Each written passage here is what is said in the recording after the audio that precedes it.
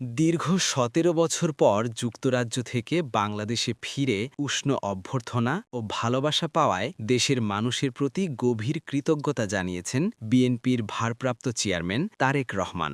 গত বৃহস্পতিবার দেশে ফেরার দিনটিকে নিজের জীবনের জন্য অবিস্মরণীয় উল্লেখ করে তিনি বলেন, আমি আবার আমার মাতৃভূমির মাটিতে পা রেখেছি। আপনাদের উষ্ণ অভ্যর্থনা, ঢাকার রাস্তা জুড়ে মানুষের ঢল আর লাখো মানুষের দোয়া, এই মুহূর্তগুলো আমি কোনোদিন ভুলতে পারব না। শনিবার রাতে নিজের ভেরিফাইড ফেসবুক পেজে দেওয়া এক দীর্ঘ পোস্টে একথা বলেন তারেক রহমান।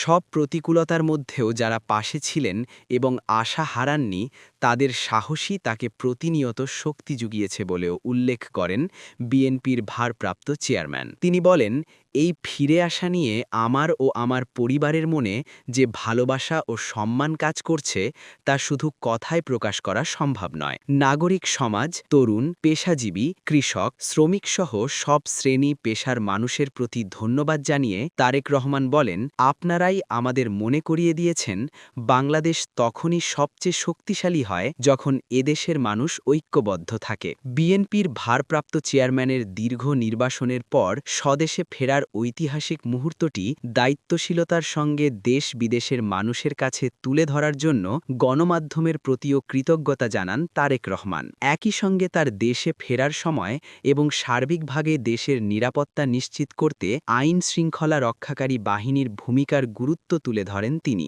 ভিন্ন রাজনৈতিক দল ও আন্দোলনের নেতাদের প্রতিও ধন্যবাদ জানিয়ে তারেক রহমান বলেন, গণতন্ত্র, বহুদলীয় সহাবস্থান এবং জনগণের অদম্য ইচ্ছাশক্তির ওপর জোর দেওয়ার বিষয়গুলো গুরুত্বের সঙ্গে দেখছেন তিনি। গণতান্ত্রিক ও শান্তিপূর্ণ রাজনৈতিক সংস্কৃতি গড়ে তোলা এবং প্রতিহিংসার রাজনীতি থেকে বেরিয়ে আসার আহ্বানকে তিনি বিনয় ও সম্মানের সঙ্গে গ্রহণ করছেন। ভবিষ্যৎ পরিকল্পনার কথা উল্লেখ করে বিএনপির ভারপ্রাপ্ত চেয়ারম্যান বলেন, গত বৃহস্পতিবার আমি শুধু কোনো স্বপ্নের কথা বলিনি, আমি বাংলাদেশের ভবিষ্যতের জন্য একটি বাস্তব পরিকল্পনার কথা বলেছি। যে বাংলাদেশের শান্তি ও মর্যাদা থাকবে, যেখানে প্রতিটি মানুষ নিজেকে নিরাপদ ও সম্মানিত মনে করবে, আর প্রতিটি শিশু আশার আলো নিয়ে বড় হবে। তারেক রহমান বলেন, এই পরিকল্পনা সব বাংলাদেশের জন্য, একটি ঐক্যবদ্ধ ও অন্তর্ভুক্তিমূলক বাংলাদেশের জন্য, যেখানে সবাইকে নিয়ে সামনে এগিয়ে যাওয়া সম্ভব হবে।